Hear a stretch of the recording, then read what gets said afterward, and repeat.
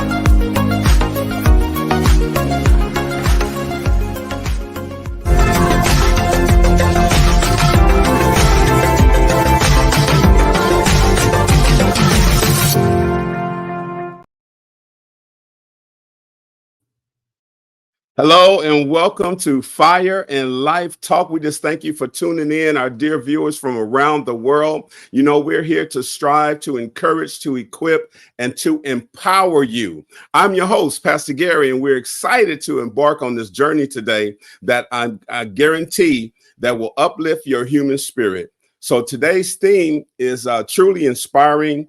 It's children saved from abortion, now saving Israel. We got a special guest on today, Nir Salomon. He's an American-raised Jew and son of a Holocaust survivor, and he's Executive Director of Crib Ephra. It's a pro-life organization in Israel that helps mothers and saves children from abortion. So I invite you to join the conversation today, whatever platform that you're watching on.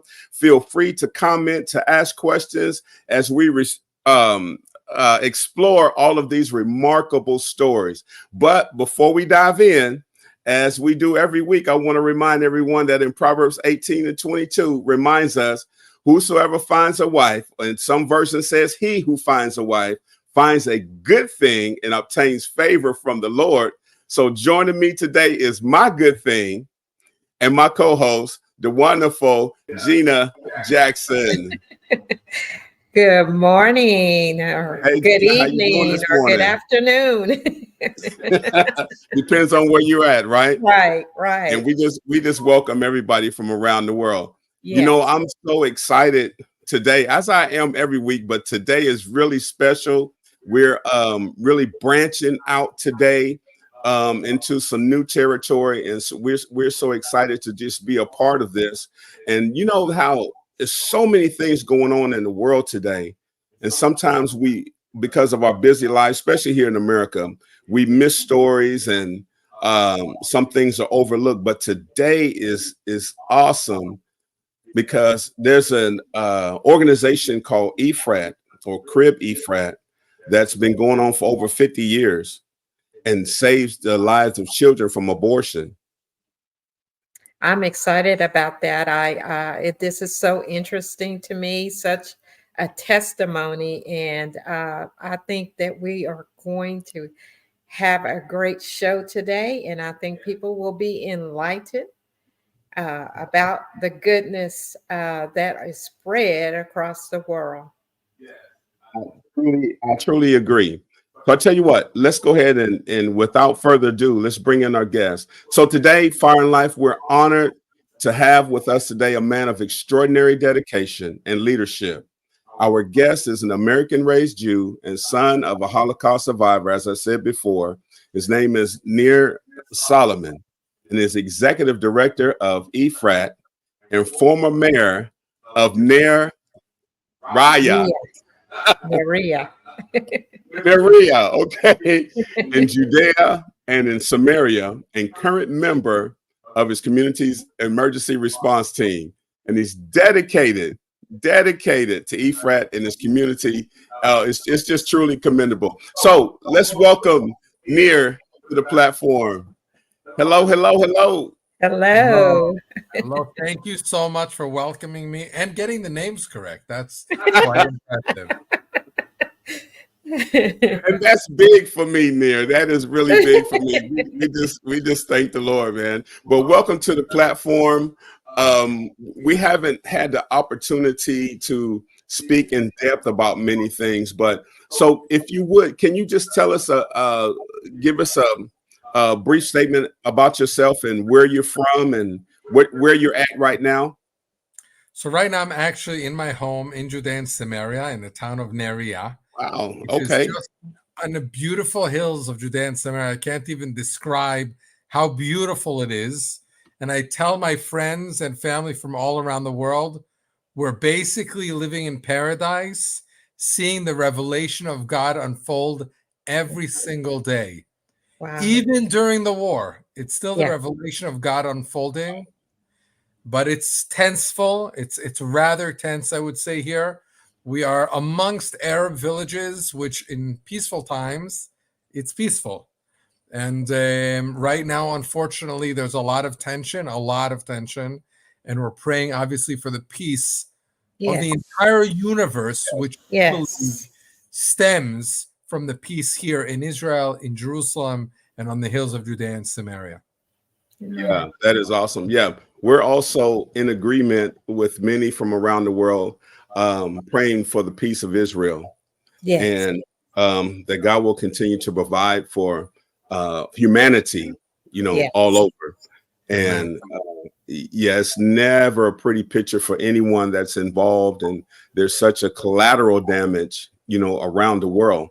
So yeah, so we join you with that in peace. And oh my goodness, Israel has been one of my destinations, my dream destinations that I've wanted to go to. And you just explaining it there in those few seconds. Oh my goodness, man, I'm gonna start looking up some tickets if the Lord says. Really? You should come even during the war. You should know the spirits here are high, the unity, the prayer, as opposed to savage terrorists. Here, Yeah. the togetherness is embodied in prayer. And to Amen. see it is very powerful. I do not know an army, any army in the world, that when the soldiers come together, what they do usually is dance and pray and show their devotion to the Lord.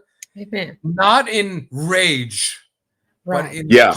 calm, in somberness, in joy that they know while they're going into the battlefield, if they are true believers, God is with them on the field, whether they come home or not. It's God's decision. But That's if they're right. doing God's work, they have the determination, the desire. My son is one in one of the elite units in Israel, in the Golani Brigade. And if you saw the joy when we go visit him, it's overwhelming. But he's lost, I would say, close to a dozen of his friends by now. Wow. So a 20-year-old boy to have lost close to a dozen of his friends. He's a volunteer firefighter in the town of Sderot. Some of the firefighters there were hurt. It's very difficult, but the vision that we know that God runs the world gives everybody comfort. And that's where, even during the war, check up the tickets. Only El Al flies now directly from America to Israel, but check out the tickets. It's well worth your while. And if you come to Israel, you must visit EFRAT, which is a beacon of life. Right. We'll talk about that shortly. That is a definite. Man, you mentioned so much there. You spoke about so much there. In our Old Testament, it talks about how God, before war, he encouraged praise and dance. Yeah. And, also our Bible talks about the joy of the Lord is our strength. So my goodness, man, you're on the ground and you're talking about real things and that we can embrace only the things that we've read about. So that's awesome. And I thank you for sharing that. But yes, let's get into EFRAT. First of all, what is the meaning of EFRAT? So this is absolutely beautiful. Ephrat is one of the names that was given to Miriam, Moses' sister. Why? Because Moses' sister was a midwife. Yes. But not only was she a midwife, our sages teach us that during the times of Egypt, when Pharaoh decreed to kill all the firstborn males, the men, thinking with their heads, decided to divorce the women so that they don't become pregnant. Because why should she become pregnant if when she becomes pregnant, they're going to kill the child, right? Okay. So Miriam turned to her father and said, Father, what are you doing? Pharaoh decreed on the men, in other words, the firstborn boys, right? The boys are going to be killed. By you divorcing our mother, you're decreeing also on the girls. So even if no girls will be born because you divorced our mother. And he said to her, you know what? You taught me a lesson. You're right. And he went, he was the leader of the people at the time, Miriam's father, Amram, the Levite, and he remarried her mother. With that, all of a sudden, there was hope for the Jewish people for a Jewish future, because the men oftentimes think with their heads, which is great. Okay. But the women think with their hearts and right. have so much greater vision than us men can ever have. We need both men and women. We need both in order to succeed. So Miriam gave hope even before women were pregnant. And then when they were pregnant, and all of a sudden now they were on the birthing stone. And now the moment of anxiety, what is it going to be? Is it going to be a boy and he's going to be immediately killed on the birthing stone? You can imagine the fear, unbelievable fear. There, Miriam, as a midwife, was holding the hands of these women saying, listen, God will protect. And I have to share with you a midrash, a story in the Talmud, which is just so inspiring. We're told that when the Jewish people were about to cross the sea, and the sea parted, so the women pointed, Ze Keli Vanveu, this is my God. Well, what did the women recognize? So our sages teach us something so unbelievably profound. The women recognize as the sea split, the waters parting, they remembered the angel that came down from heaven to hold their hands as their water broke before giving birth. So they said, wow, we recognize this is God. You can walk through the sea. God is protecting us. So Ephrat signifies Miriam, Moses' sister, who not only made sure that the women will become pregnant, made sure that the women will have the strength to carry her pregnancy, and ultimately she was the one who helped hide Moses, the savior of Israel. So that's where the word Ephrat comes. Why? Because Ephrat as an organization stands as a beacon of light to families to tell them there's nothing greater than having a child. Yeah. The choice to have a child is not ours, actually. Right. To become pregnant is actually not so easy. Even for those that it comes easily, it's not only our choice. Right. Every single pregnancy is ordained by God himself. There's three partners in the creation of a soul: God Almighty, the father and mother. That's right. But what can we decide whether that baby will be born or not? So imagine, right? God makes sure we come into this world. So we try to advocate from the beginning. Life is beautiful. Our children are the greatest blessing we can have. But if you become pregnant and you don't feel that, primarily because of financial stress, which is also the number one reason in the United States for terminating pregnancies, right? Primarily because of financial stress. Primarily it stems from the men, because again, the men are thinking with their heads. They're good parents, they're good husbands, they're good fathers, they're good companions, but they're just too much thinking with their heads. So they come to their wives or to their girlfriends and they tell them, listen, we can't afford a child. Yeah, but of course, if the truth is, you both know, of course you can't afford a child. How can you afford a child? It's not the crib or the carriage. It's putting them through college. You can't. Bottom line, most of us, maybe Bill Gates doesn't have a problem, but most of us cannot afford a child. But guess what? The child actually comes with a hidden bank account from God. Yeah. He just flips it slowly, slowly, slowly, slowly, slowly, and he sends his blessings. Yeah. So we are there. If a woman is under stress, we tell her, listen, no woman really would decide to terminate her pregnancy. That's nonsensical. Maybe it fits with the head, but it doesn't fit with a woman's heart. Yeah. So, but if she's under pressure, then she takes unreasonable decisions. So we tell her, listen, take a reasonable decision. If at the end of the day you decide to terminate the pregnancy, It's not our choice, it's yours. We're not Yeah. going to coerce you. We're not going to antagonize you. It's your choice. But if you're choosing it under duress because you're worried about how you're going to buy a crib, how are you going to buy a carriage, how are you going to feed the baby, we'll take care of that. We are part of the community. We are there for you. You are not alone. EFRAT has been able to do that from one doctor close to 50 years ago who recognized that as a medical surgeon, a Jewish surgeon from Argentina who made Aliyah to Israel, was a field, you're talking about a war, he fielded an army hospital in the Yom Kippur War in 1973. He realized all of my education, and can you imagine, most of the day I sew up somebody's finger, somebody's leg, sometimes surgery that's a little bit more difficult. But here, with a few kind words and a little bit of financial support, I'm able to save a life, clearly save a life, would otherwise not be born. How overwhelming is that? So I urge you to read all about us. We'll talk more about at efrat.org or cribefrat.org. And you didn't ask me why Crib Ephra, right? Because the acronym CRIB stands for the Committee for the Rescue of Israel's Babies.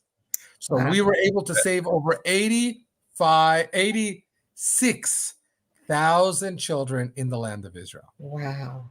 Wow. That's is so amazing. Awesome. Yes. That's amazing. And I want to take the time to thank you for your service and your staff. Yes. And having the mindset of God to be pro-life and trust in him. Yes. You know, and teach people to trust him. Yes. You know, I didn't know if we were going to share our story or not. But you see me laughing when you were talking about the men and they think with their heads and how it's in the heart of the women and all of that. So we went through that same thing. And there's a organization here called White Rose. And they do White Rose. And they do the same thing that I don't know if they're in existence because it was over 30 something years that God led us to them. And they posed as an abortion clinic. And then when you go in, because when we went in, I seen toys and I'm like, this is so insensitive, you know, but I was in school, my wife was working. And again, the pressure on the men, we start thinking with our heads. And so when we went in, they split us up and took us in different rooms. And it was this little lady, man, she was probably 5 foot tall. And she starts digging into me. Why you want to kill this kid? Rah, rah, rah. And she was literally willing to fight me to fight for our child. And that's what clicked in my head. And they did the same thing. They said, we'll take all financial responsibilities, whatever you need, diapers. And, you know, I was coming out of school. They flew me to interviews. They helped. I mean, it was just awesome. And so that's our personal story and how we identify with EFRAT. And it just shows the hand of God working around the world. And like I said, here it is 30 years later, and we have you on the show. And it just takes me back and just think about the life of our child and how extraordinary it has been. And it was that defining moment in the office when that lady balled up her fist and said, I will fight you. And she meant it. And she meant it. But we're here in Texas and they go across the border in Mexico and help those children and things like that. Like I said, we got to look them up. I didn't take the opportunity to look up, see if they're still in operation, but oh my goodness, that's just awesome. You know, that organization is just extraordinary. And again, hopefully the Lord say the same, we'll be able to come over and see it, you know, face to face. My goodness, can you tell us some detailed programs that you have for the women? Or first of all, how do you find the women? Are you set up in a hospital or? That's a great question. That's a great. So first of all, I want you to know it's not that the woman who saved your child is actually not the woman ready to fight. It's your wife. Yeah. Oh yeah. Okay. You Okay. chose Nir. good. You chose good. Yeah, you Nir, I started left to go that with part that. out. I'm sorry, I left that part out because when they brought us back together, Gina was crying, and oh man, I had a range of emotions, but I felt so bad. But you're right. You're totally right. She was ready to fight. It was about her heart, and she was seeing the vision. Again, the man, we was thinking with our heads. So I'll tell you, we could talk about this maybe if we have time a little later. We actually opened up a branch in the United States. Okay. And the reason is because I've reached out to some of my Christian friends, realizing that in America, the pro-life community is almost exclusively run by Christians, some non-religious, some secular organizations, but it's almost exclusively run by Christians. And it was very important for me to say, if you're a Jew and you feel comfortable in a Jewish environment, you should have a place to go. So we opened up an office in Hollywood, Florida, and we're reaching out to Jewish women all across the world. We're willing to help anybody, but we knew that there's actually thousands of centers, like you mentioned, in the United States. Yes. And many of them, when you come in as a Jew and they preach the gospel, they walk out because they find that threatening.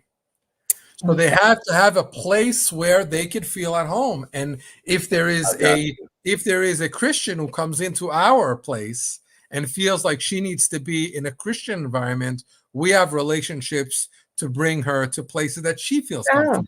That's because good. the most important is to feel safe and comfortable in a non-judgmental way. Right. And I just want to say about fighting. So I used to be a teacher when I started out. And I'm an attorney by trade.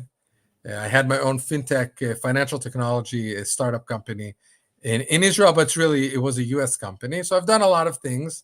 And when I started out my teaching career, so I had a mentor who always said, you get much more with honey than with vinegar. That's right. We fight a war of love. Yeah. They walk in our doors, and I'll tell you how we find them.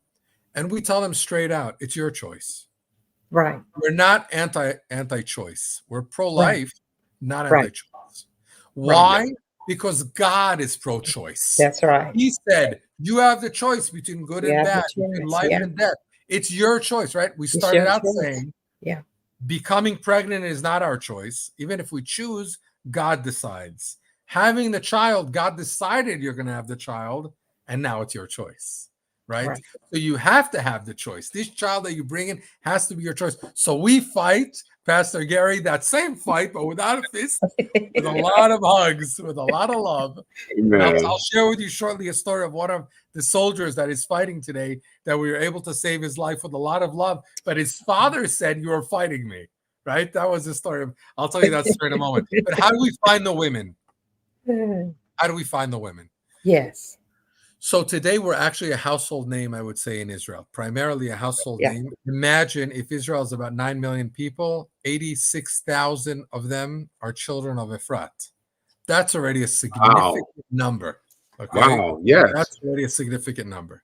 So today, and I'll tell you, the best way to describe it is the following.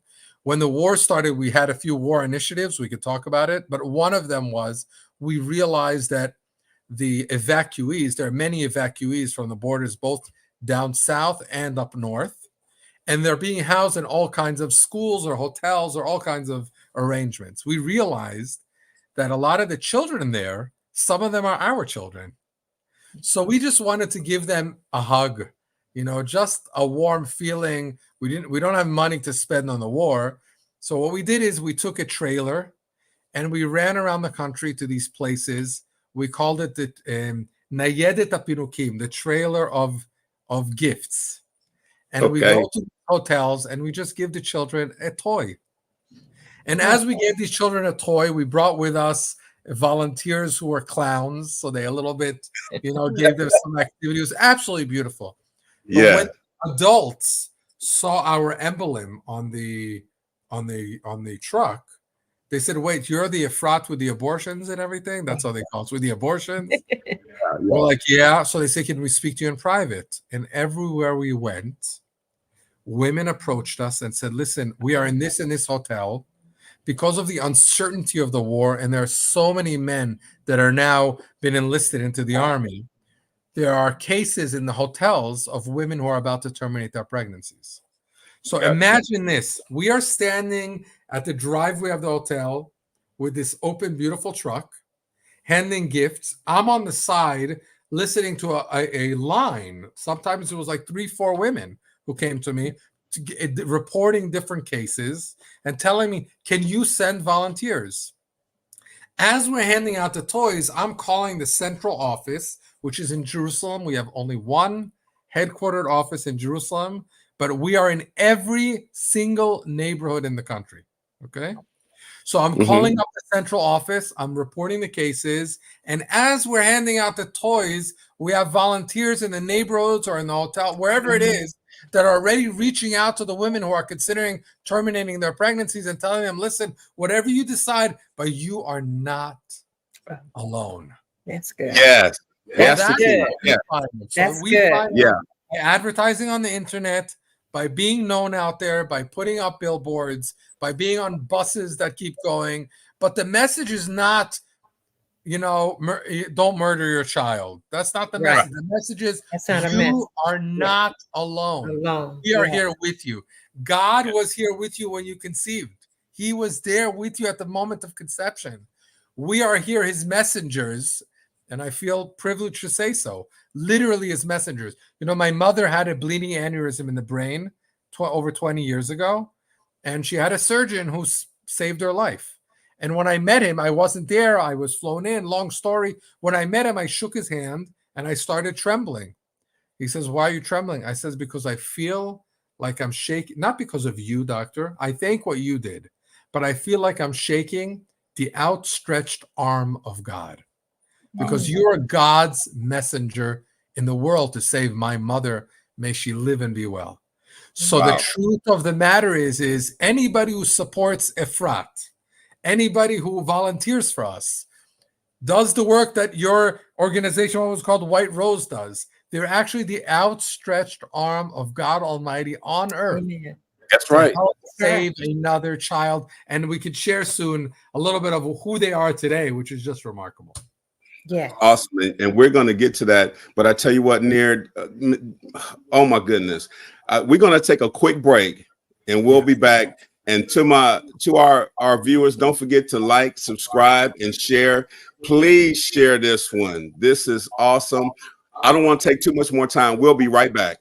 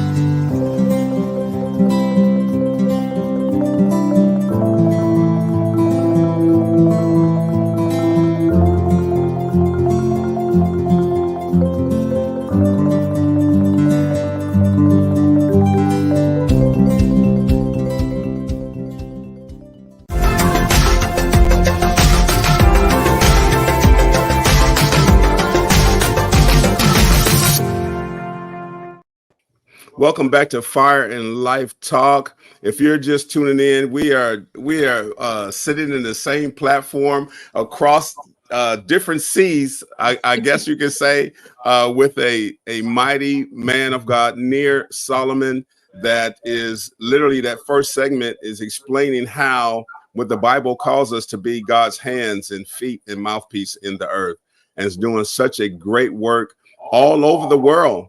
And I know I think on our third segment, we wanted to talk about, the future of an expansion of EFRAT. But now, I mean, you have so many awesome stories. But before we get to the next question, I want to bring in a very good friend of ours. He's a great guy. I called him up and said, "Hey, would you mind sitting in for a couple of questions or a few minutes, or however long he could?" But I just want to bring in Jim DeLong to the studio. Welcome, Jim. Welcome to you as well. What a great story, and what a great guest you have, and what a great work that you're doing helping these women. It's just terrific, and it never ceases to amaze me, all the things that God is doing in the world through people. Yes. Yeah. Like I shared, that this is a personal story with us that just came out to be an extraordinary story for the world, for everyone our child touches, and that's another show within itself. But Nir, you were speaking of so much about how God brings the women to you, and how he opens the doors and allow them to see. I think Gina had a question. Yes, EFRAT has been in working through all situations and circumstances for 50 years. How do you adapt to the changes that are going on in the world to continue your mission? It's a great question. Well, the truth of the matter is, one of the changes is this. I don't want to go too much into politics, but this liberal sea that is just washing all kinds of values, which is very difficult to contend with, because if we are not agonizing anybody and not being judgmental, why do you have to judge us? Right? We're just open there. It's your decision. Yes. But the left that swings by for some reason just can't take it. They can't take that you're actually open, you're actually giving real choice, right? Yeah. The abortion industry in the United States is not giving real choice. Give them real choice. Yes. Real choice means not only that you can have an abortion by law, but if you want help so that you don't terminate your pregnancy, then you need to give that help. I actually met with senators in the United States where I told them, I said, listen, maybe one of the things that the pro-life movement in the US needs is a voice like EFRAT saying, forget, I don't want to go into a political debate whether they're legal or not, but at the end of the day, forget about the legalities. Just let's increase, even on a state level, support for women that are struggling with having a child. Give them that assistance. Give them the tools. So, for example, and I do want to get to the story now during the war and how we're adapting the war, but for example, one of the programs that we have is called Rise Up. So beyond that, we give the women and men, most of the women we help are actually married. We talked about the man thinking with the head, right? We're giving women tools to be able to be self-sufficient financially, right? So here, if the women have tools, they can grow and feel much more secure, even in their parenting. So the Rise Up program helps give them vocational training, usually together with support that is available by the government. But sometimes if it's a new mother, she needs to put up her child in daycare, and the government isn't sponsoring that daycare. So here is an opportunity to take a woman from poverty and actually change the situation, shift the tide, not only save the baby, but shift the tide, right? Now, we're not suggesting that babies grow up better if they have money at home. It's just not true. Babies grow up, they have good parents at home, and sometimes money corrupts. But we are not at liberty to decide what is more important, money or not money. Right. But we are at liberty to decide what is definitely more important is empowerment. So we should empower women to be able to feel strong. But I just want to share one story as we're adapting in the war. When the war started, so I'm the executive director of EFRAT, and my partner Chagai Goldschmidt, he's the CEO at EFRAT, and he calls me up. He says to me, Nir, each one of us is touched by the war. I mean, we don't have enough time to describe the day of October 7th. It's a day that it's still settling in within us. It was the craziest day of my life by far. And each one was touched in a different way. Yeah. He was touched in the following way. He said, listen, I understand that the boys that were called up in the evenings, it's already becoming cold. We love our boys. Let's give them a hug by buying them warm jackets that are Army certified. They need certain color and certain whatever, right? He said, can raise specific money for this so it doesn't affect the EFRAT, work, because it's really life-saving work. What do you think? Can we do it? I said, go for it. How many are you going to buy? 1,000. I said, go for it. Buy 1,000. The next day, we're running around the northern border of Israel and the southern border, handing it out to boys and girls. We're handing it out to the soldiers. The next day, we buy another 1,000, another 1,000, another 1,000. And I'm on the phone raising money. He's running around the country, giving hugs to the boys. And we're at about 9,000 jackets that we bought and distributed. We have no more jackets. I actually have at home the last 300. And I say to Chagai, hold on for a second. It's going to get even colder. What are we going to do then? Right? Yeah. An hour later, just an hour passes, and he calls me up. He says, in 2 minutes, a man is going to call you up. You have to listen to him. I said, okay, fine. A man calls me up 2 minutes later. He says to me, listen, are you Mr. Solomon? Yes. You have to give my son's unit the warm shell jackets that you're handing out. I said to him, I'm really sorry, sir, but we're at the end of our stock. I'm not so sure we can give. He says, I need exactly 280. I said, okay. Oh, wow. Something's going on, right? Something's happening here. And he's very adamant. So I said to him, listen, I understand, but we're at the tail end. He says, listen, my son is part of the commando unit called Oketz. It's the K9 unit. Now, you can imagine they're going into tunnels, these tunnels, traps that are being done, and they're going in. The first people going in are these K9 units, right? Yeah. You see, there you see the picture, right? So he says to me, my son is in his K9 unit. He's in the middle of Gaza, and I'm telling you, the Army's providing them everything. They have such motivation, but they're freezing at nights. Yeah. I said to him, okay. He said, and you have to give him the coats. I said, okay, but why are you so aggressive? He says to me, you know why? Because my son is your son. I said to him, what? Yes. What do you mean it's my son? Because I remember 20 years ago, we had 2 children, my wife and I. My wife was still breastfeeding the young one, and she became unexpectedly pregnant. And he didn't say that to me, but I'm adding in the editorial, was thinking with my head, right? And Yeah. Just cannot afford another child. And we already scheduled an abortion. He says, wow. As if from nowhere, from the sky, arrives this volunteer of EFRAT who and he did describe it as fighting. She fought for my son's life. She drove me crazy. And she said, don't worry about it. We will provide. And she asked me, what do you need? He said, well, I can't buy a crib. Where is he going to sleep? I can't buy a carriage. Where is he going to have a carriage? I can't buy him clothing. He said, okay, we have all of that. What do you mean you have all of that? When the baby's born, you will have delivered everything. So he said, I don't believe you. That's impossible. He says, but this volunteer just didn't give up. And these were his words, just like you said, Pastor Gary. She fought for my son's life. And at a certain point, I didn't break down because of the volunteer. And that's why I mentioned that to you, Pastor Gary. I broke down because of my wife. My wife chose, she wanted the child. I gave up and I did it. He says, and I remember that I was so scared because I knew when the baby comes home from the hospital, I'm not going to know where to put him to sleep. Yeah. And as we come back, you deliver a package like from Amazon. Yeah. A brand new crib, brand new carriage, everything. It was 20 years ago, and you stayed with us and provided diapers, baby formula for 2 years after. 2 years. All of this assistance, by the way, costs today on average $1,500. That's it.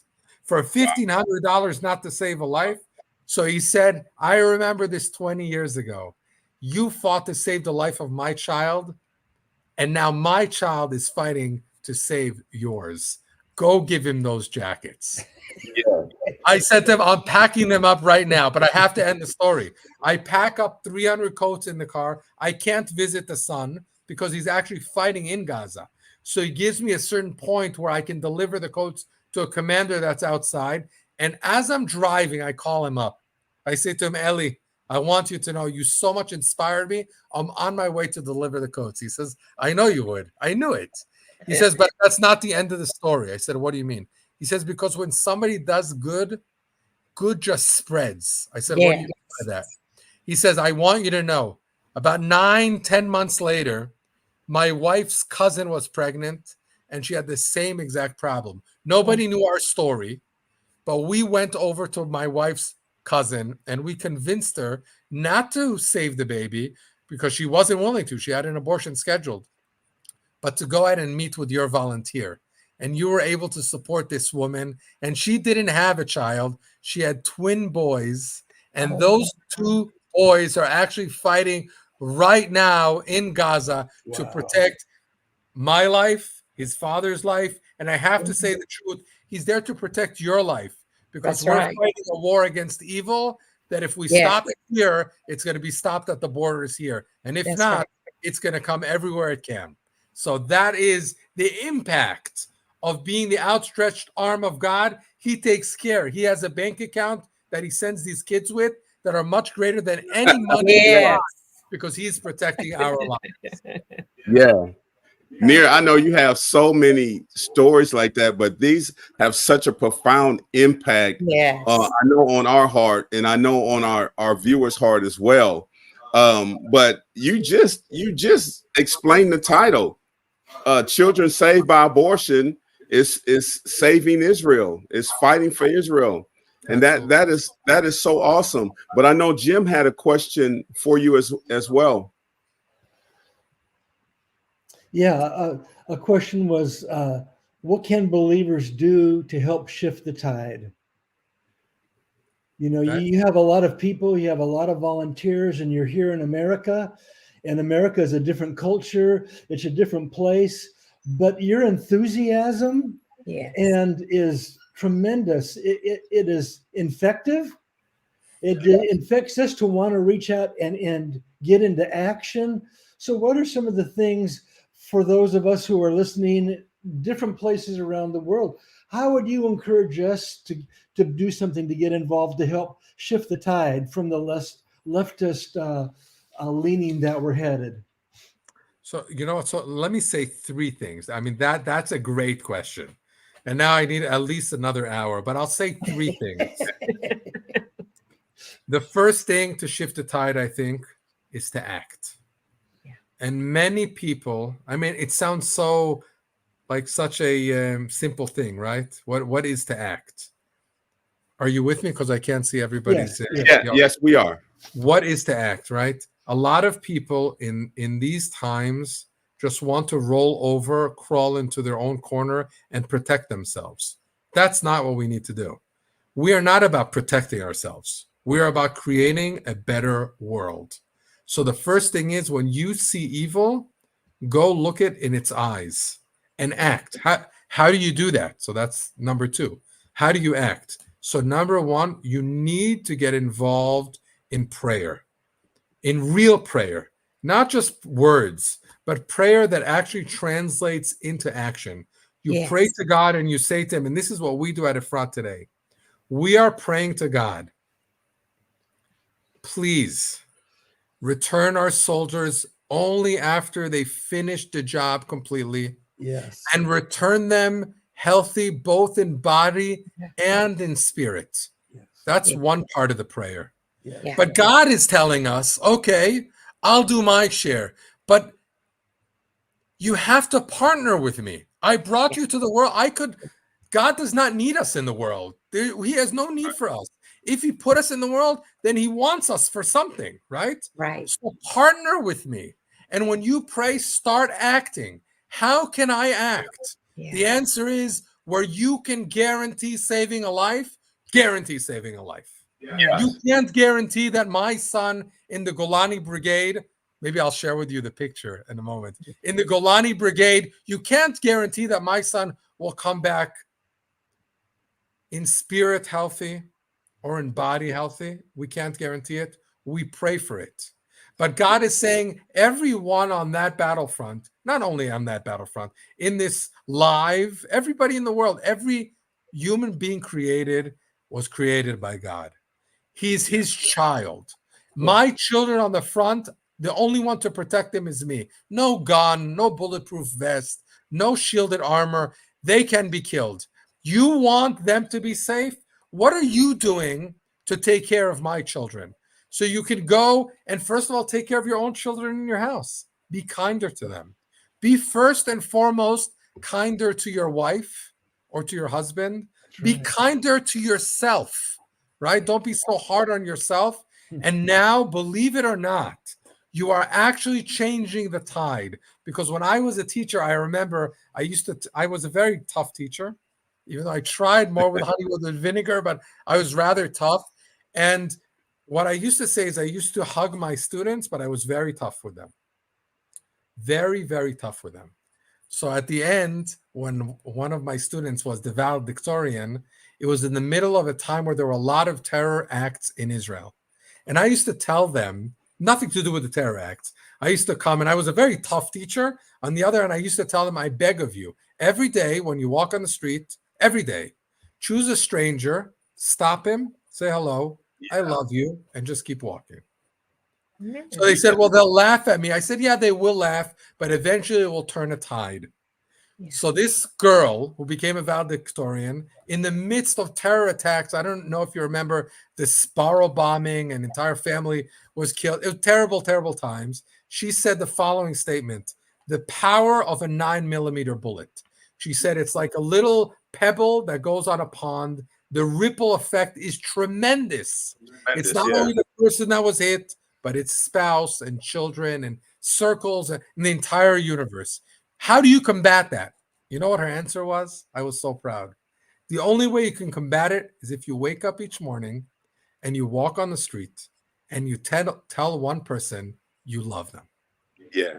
So that's changing the tide acting. Number 3, in Israel, if you want to be part of what is going on in Israel, I implore you, take a part. Everybody who's listening to this and everybody who can share this, take a part in EFRAT's mission. Pray for our success and donate money that empowers these women to continue.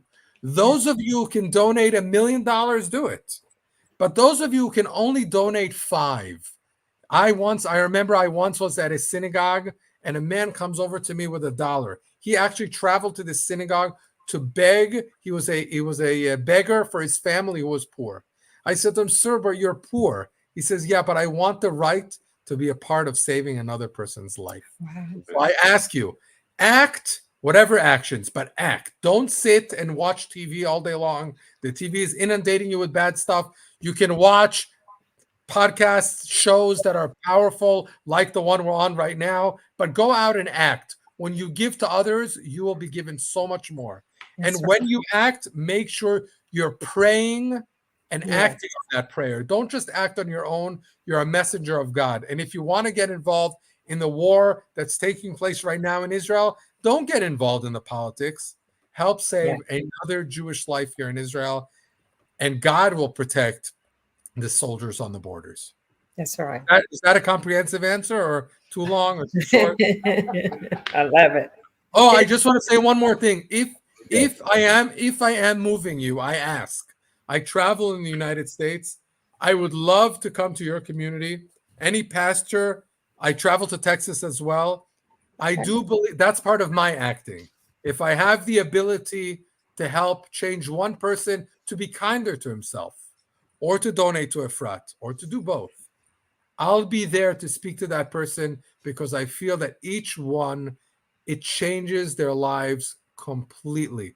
We were just now at a rehab home visiting people from the war. I can't even describe. I mean, the power that we got was tremendous, but we got calls afterwards. They said, you know what? The hours that you sat and talked with us really change our lives. How is that even possible? Because it's God seeing that his children are doing something. He showers those people with blessings. Yes. Yes. Yes. And Mir, you have such a impactful, like Gina said a few minutes ago, your mission. And it's just extraordinary. I think this past year and a half, I share this often, how God has been putting us in presence of people that's actually in their purpose and walking in the purpose. And the thing that we see the most is the peace of God on them, the joy of the Lord on them. And you have such a passion to get it across. And yeah, I believe you've moved us. I know. And I know you've moved the thousands that'll be watching. So I put the information on the screen. It's www.cribefrat.org. Please don't hesitate. A lot of times we'll wait till later or whatever, and that later is on down to months or weeks or whatever. But go ahead and move and be a part of this movement, not only in Israel, but around the world. And again, I can't stress much. Sometimes we say, well, we don't have enough.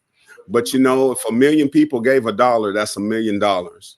Yeah. You know, so whatever God moves upon your heart, and do it willingly and grateful. And that's the other thing too, I wanted to say too, that I got out of what you were saying there, is that if we're just willing to help, willing to act, you know, God makes a way.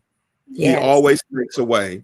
And we're to move into faith, and he's the one that even gives us that measure of faith. So again, I just thank you, and it's been so wonderful. And before we take a commercial, would you go ahead and share one more thing with us? Yes, I want you to know, you mentioned even if you don't have. So we have this unbelievable Luxembourger. She's a Christian. Her father was actually one of the righteous Christians in the Holocaust who saved hundreds of Jewish lives. And she constantly says to me, she's a donor, a benefactor of EFRAT, and she constantly says to me, I just pray that I should have the ability to give. And when you pray, God finds the way to give. But what you have to do besides praying is you need to act. You need to act. And when you enjoin those actions with prayer, it just exemplifies and exemplifies. So this woman acts, and she says, I've done this right now. Like my wife always says, whenever we're blessed, say thank you to the Lord and ask for more. You have to act. He wants to give. He wants to give, but he wants you to ask. I just wanted to share that. Go ahead. All right. We're going to take a quick commercial break, and we'll be right back.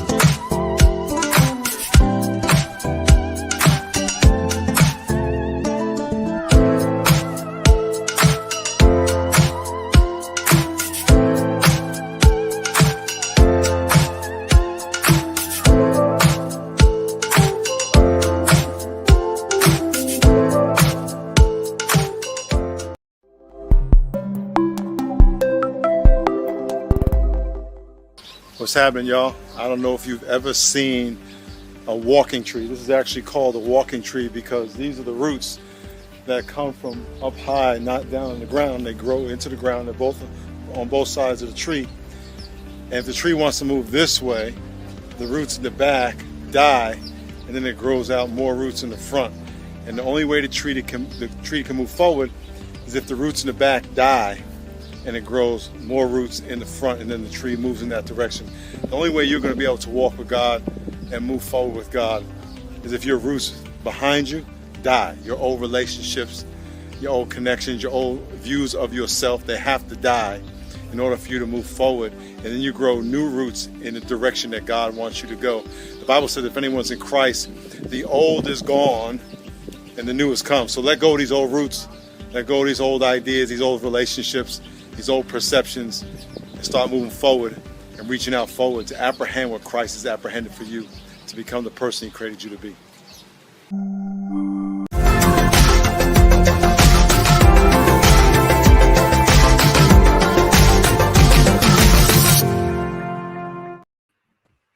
Welcome back to Fire and Life Talk. We have extraordinary guest Nir Salomon with us, and Jim DeLong is sitting in with us today. We appreciate it. And of course, my good thing and co-host, Pastor Gene, is here. We're just having a great conversation. And you know, we run into this every week when we record. We got like 5 minutes left, and we haven't even scratched the surface. But Nir, a couple things. I'm going to put the contact information back on the screen again, but do you have any other contacts that you would like to share with our viewers? If you can go on cribefra.org, you can email us, you can get in contact with us, you can donate and contribute. And what's most inspiring is if you go on our website and you become a contributor and you get our constant emails. We constantly share stories. These stories are extremely moving. What's happening in Israel? I'm actually starting my own podcast on the Charisma Network, talking about life in Israel, looking at it from a life perspective. In other words, really, I really just encourage everybody to do that which looks positive at every situation, because God has plans that are great and grandeur, and don't lose faith. So go on Crib Ephra, subscribe, be in touch with us, and donate. Get involved. It's such a merit to say, I was involved in saving the life of a baby. Yeah. I had a part in doing that. I think that's tremendous. Yeah, definitely. You know, we spent some time on there. Great videos, great information, and just story after story. It's been extraordinary. Just so many questions that I have. I want to give you an open invitation to come back anytime. And I know we're going to talk after the show, and I know God's doing some big things through you. And I just feel like it's a divine connection that we were connected together. And even Jim, I see Jim shaking his head. I know he got some ideas going as well. And I tell you what, we got about 3 minutes. Can you just take a couple more minutes and just encourage the people, however you feel led? So I do want to share with you the picture. Is that okay? Oh, yes. Yes. Okay. Before I share with you the picture, I want you to know that EFRAT, and you'll read about it on the website. EFRAT also has a warm home, a shelter for women who need real full service, so to speak. Yeah. And I encourage you, there are shelters in the United States for these women. Yeah. I encourage you, just make sure you reach out, because you never know the person next to you, what stress they are under. And oftentimes, you look at a person. I was at this rehab center. They look fine. I asked one person who his leg was cut off. He's in rehab. But there was one guy there that looked perfectly fine. I said, so you're going home soon? He says to me, yeah, right. I'm going to be here for months or maybe even years. So I don't know what he had, right? So we need to reach out to see what people are dealing with. But I want you to know it has to be out of love and God first. Never judge another human being. And I want to share with you. Right. This is my son. I'll show you this picture. This is my son here. He's holding this huge machine gun. It's called a Negev. And next to him is this Rabbi Shlomo Katz. Rabbi Shlomo Katz is a singing rabbi, and he's a Jewish priest. And my son said to him, when he came to visit him at a post that he was guarding, my son said to him, "You're a priest. Please bless me."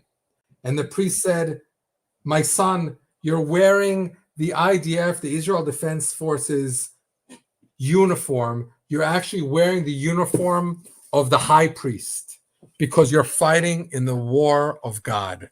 When each and every one of us has the chance to fight in the Lord's army, and each of us does. Right.